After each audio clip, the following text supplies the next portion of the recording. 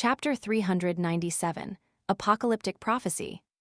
Relying on the power of the mysterious space above the gray fog, Klein quickly recovered a good state of mind and continued to read the second chapter of the sights in the spirit world. The traveler of the Abraham family, the owner of the notebook, claimed that when he wandered into the depths of the spirit world, he met an elder dressed in lemon-yellow robes. The elder's body was translucent and was abnormally similar to the surrounding creatures of the spirit world, but his attitude was surprisingly amiable. The traveler from the Abraham family conversed with the elder for a while, and he was surprised to find out that the elder was actually one of the 7 pure lights that blanketed the spirit world at the highest elevation. Yellow light, Venethan. Venethan told the traveler of the Abraham family that his own characteristics were reason and adaptation, that he was the symbol of astromancy, and that his corresponding gem was emerald. He made a rather anxious reference to a prophecy that came from himself. Casting one's gaze from the cosmos, the lands shatter. Everything in the world will cease to exist.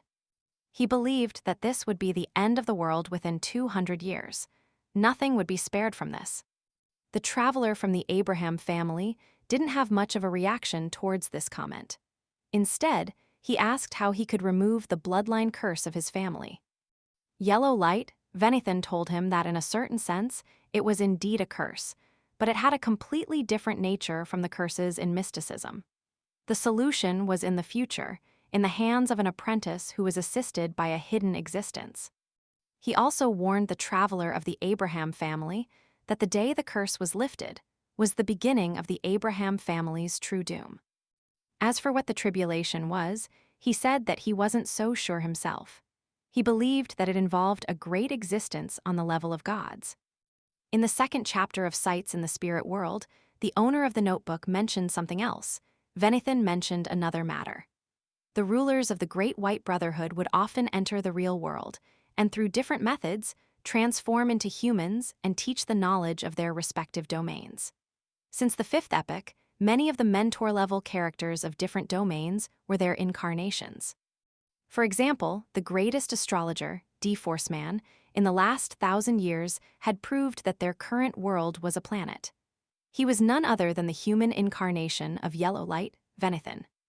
Based on this, the owner of the notebook raised a theory, which Pure Light's incarnation was Roselle Gustav, who could be considered a mentor in many fields. No, he was. If you really want to think like that, then he's probably a green light. Klein raised his hand and rubbed his temples. Based on this, he judged that the owner of the notebook wasn't an extremely ancient beyonder. However, judging from the fact that the person didn't address Roselle as emperor, this tour of the spirit world had likely taken place during the period when Roselle was still a consul, or when his proclamation as an emperor was still not widely recognized. Of course, it didn't prevent the possibility that beyonders of the Abraham family refused to recognize any emperor other than the Tudor emperor. A traveler who can roam the spirit world, it must be quite a high sequence.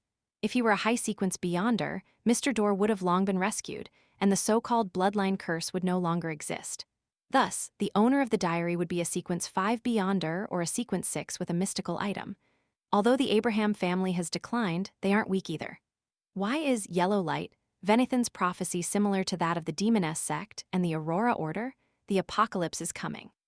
From the period that I predicted, the apocalypse should only be 2 to 3 decades from now. Klein frowned as he thought. Roselle became consul in 1173, and it was currently November 1349, 176 years away. And Yellow Light, Venethan had predicted back then that it would be within 200 years. Considering the fact that Klein had only made an estimate of the period interval, it was possible that he was 24 to 50 years from the apocalypse. Roselle proclaimed himself as emperor in 1192 and was assassinated in 1198. Although the first 2 chapters of Sights in the Spirit World didn't provide any practical knowledge, it had thoroughly opened up his sights, allowing him to understand the situation of the spirit world to a certain extent, as well as the existence of the 7 pure lights and the Great White Brotherhood. So, when advancing, the pure lights seen at extremely high elevations after transforming into a spirit body state and holding the corresponding ritual are the pure lights of the spirit world. Furthermore, they are alive with their own thoughts. How miraculous. The first 2 chapters of sights in the spirit world aren't completely lacking practical knowledge. At the very least, I know that Yellow Light's real name is Venethan and that his corresponding gem is Emerald. I got to learn a lot of detailed information, and I can use this to design secret deed rituals that point towards him. But for the time being, it wouldn't be of much use. Klein thought for a moment, then he closed the copied notebook and returned to the real world. He had more important things to do instead of communicating with Yellow Light, Venethan.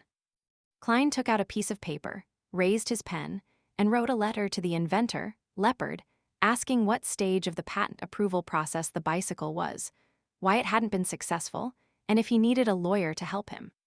With the establishment of the magician's principles, the thorough digestion of the potion wouldn't take him more than 2 months, and he had to save up as quickly as possible for the corresponding costs of the Beyonder ingredients that are needed for him to advance to a faceless. Of these, the Sun might be able to offer 1 item for free because of the all-black eye, but the other item required Klein to figure it out for himself. As far as he knew, the corresponding Beyonder ingredients for Sequence 6 were all over 1,500 pounds, and were typically in a situation where demand stripped supply. In addition to the 2 main ingredients, the supplementary ingredients included the blood of a 1,000-faced hunter and the hair from a deep-sea naga. These 2 items were extremely rare and rich in spirituality, making them expensive. Earning money really is difficult, but spending it is easy. If only I could sell the werewolf and interrogator Beyonder characteristics. I can't even waste a single penny or solely. Klein sealed the envelope and adhered a stamp on it. He knew how much he had without even needing to count. 624 pounds in notes and 5 1-pound gold coins, plus 7 solely notes and some copper pennies. Right, Miss Magician will pay 600 pounds for the Sheriff Beyonder characteristic meant for Miss Zio. I hope they can raise the money as soon as possible. Klein silently cheered the 2 ladies on. You're telling me that a Beyonder circle you recently joined has both Beyonder ingredients of the Sheriff potion, and the price is very reasonable. 600 pounds for all of it? Zio widened her eyes as she delivered a barrage of questions. She had just come back from Eastborough to find out who had recently been keeping tabs on Capim. Yes, he's a very reputable seller. The only problem is that the verification process for joining is very strict, so I won't be able to rope you in for a short period of time. What Forrest said was entirely the truth. That's great. Zio didn't suspect her friend, but she took 2 excited steps forward.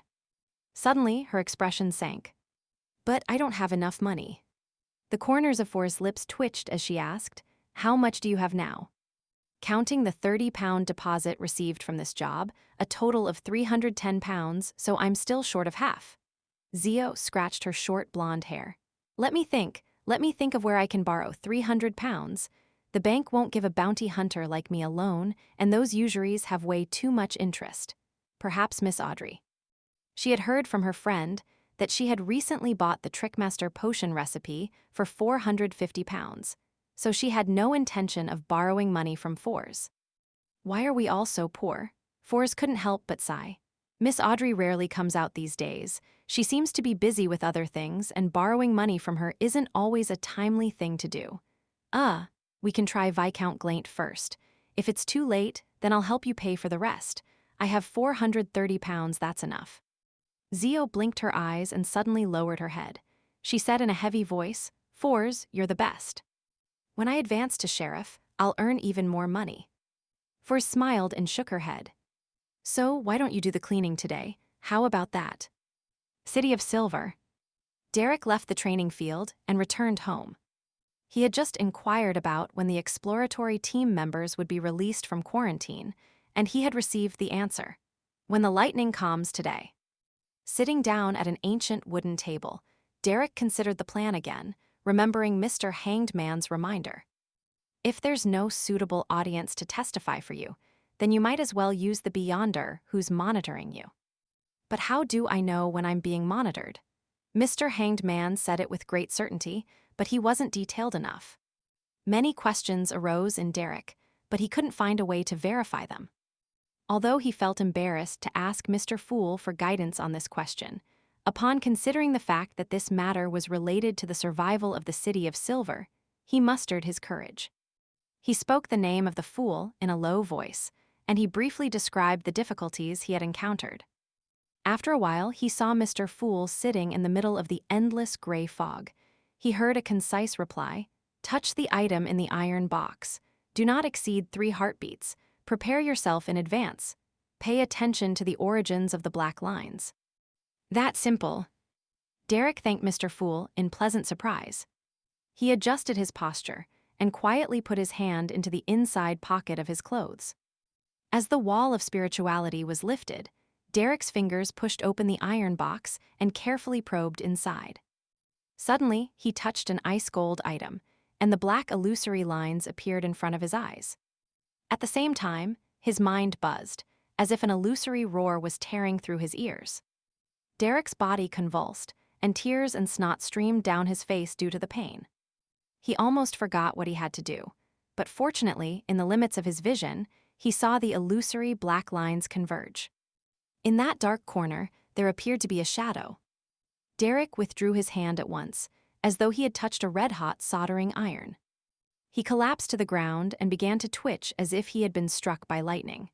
His mouth couldn't close at all, and saliva constantly dripped from it. It took nearly a minute for Derek to recover, close the box again, and seal it with a wall of spirituality. He stood up and took a sip of cold water, already aware that someone was monitoring him at that very moment. After an unknown period of time, Derek suddenly heard a knock on the door. "Who is it?" he asked, slightly at a loss. A jovial voice came from outside.